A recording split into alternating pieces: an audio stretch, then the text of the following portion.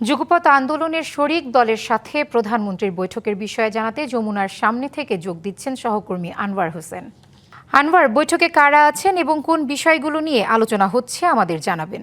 পিয়া, প্রধানমন্ত্রীর সঙ্গে যে যুগপৎ আন্দোলনের যে শরিক রাজনৈতিক দলগুলো আছে তাদের সঙ্গে যে বৈঠক, আসলে সেই বৈঠকের কথা যদি বলি তাহলে একরকম যে আনুষ্ঠানিক যে বৈঠক, সেই বৈঠকটি কিন্তু আসলে শেষ হয়েছে। সেই জায়গা থেকে বিএনপির পক্ষ থেকে বিএনপি মহাসচিব ও স্থানীয় সরকার মন্ত্রী মির্জা ফখরুল ইসলাম আলমগীর তিনি কিছুক্ষণ আগেই কথা বলেছেন, যে কথাগুলো আপনি প্রচার করেছেন।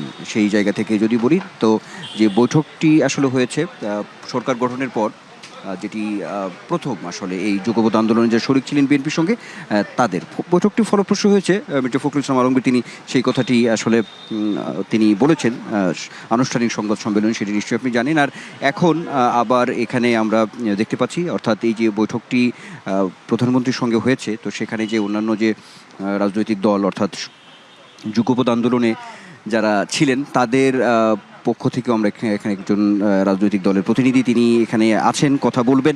আমরা একটু সরাসরি আপনার মাধ্যমে আমরা আসলে এই রাজনীতিকের কথাই আসলে একটু শুনতে চাচ্ছি।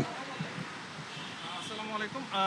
আজকে আমাদের মাননীয় প্রধানমন্ত্রী জনাব তারেক রহমান জোটের সব সঙ্গীদেরকে ডেকেছিলেন। আমরা একসাথে যুগপৎ আন্দোলনে ছিলাম, ন্যাশনালিস্ট ডেমোক্রেটিক মুভমেন্ট এনডিএম এর পক্ষ থেকে, এবং সেই সাথে জোটের অন্যান্য সঙ্গীরাও ছিল। অনেকের অনেক অভাব অভিযোগ ছিল, অনেকে অনেক কিছু বলেছেন। মাহমুদুর রহমান মান্না সাহেব কিছু কথা বলেছেন, সাইফুল হক সাহেব কিছু কথা বলেছেন। তো আমি মনে করি যে প্রধানমন্ত্রী একটা কথা আমরা সবাই খুব ভালো লেগেছে আমাদের, সেটা হলো উনি বলেছেন একসাথে চলতে গেলে অনেক ধরনের সমস্যা হতে পারে, কিন্তু আমাদের একসাথে সবসময় আমরা আগে ছিলাম এবং আগেও থাকবো, যে আমাদেরকে আবারও আশার আলো দেয় যে প্রধানমন্ত্রী জোটের কোনো দলকেই ভুলে যান নাই, এবং সময় মতো উনি জোটের দলগুলোকে ইনশাআল্লাহ তাদের যা সম্মান, প্রাপ্য সম্মান তা দিবেন।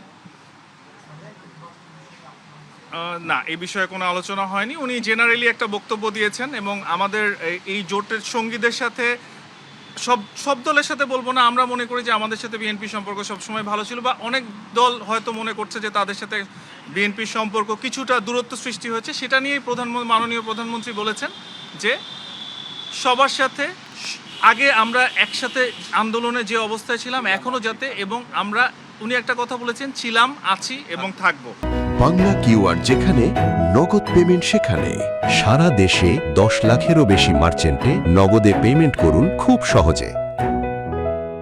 সো আমরা মনে করছি যে প্রধানমন্ত্রী জোট সঙ্গীদেরকে সবসময় তাদের মূল্যায়ন করবেন, এবং এখনও জোটের সাথে যে দূরত্ব সৃষ্টির কথা বলা হচ্ছে সেটা আসলে না, কারণ প্রধানমন্ত্রী দায়িত্বপ্রাপ্ত হওয়ার পর থেকে ওনাকে যে ধরনের বিভিন্ন পরিস্থিতির সম্মুখীন হতে হয়েছে, আমরা মনে করি যে ওনার একটু সময় প্রয়োজন, এবং আমরা খুবই আশাবাদী যে ইনশাল্লাহ জোটকে যথাযথ মূল্যায়ন করা হবে। উনি আমাদের প্রতিষ্ঠাতা চেয়ারম্যান।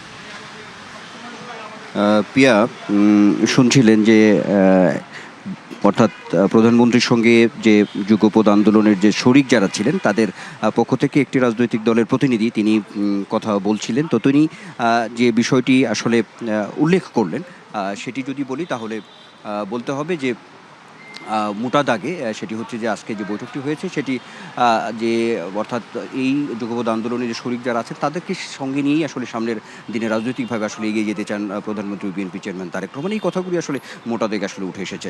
নিশ্চয়ই বৈঠক শেষ হয়েছে, অন্যান্য রাজনৈতিক দলের যারা আছেন তাদের পক্ষ থেকেও প্রতিনিধি দল তারা নিশ্চয়ই বের হবেন, বের হলে এখানে তারা কথা বলবেন, নিশ্চয়ই তারা আমরা পরবর্তীতে জানতে পারবো। একটু বলে রাখি যে বৈঠক শেষে কিন্তু একটি নৈশভোজেরও আয়োজন রাখা হয়েছে।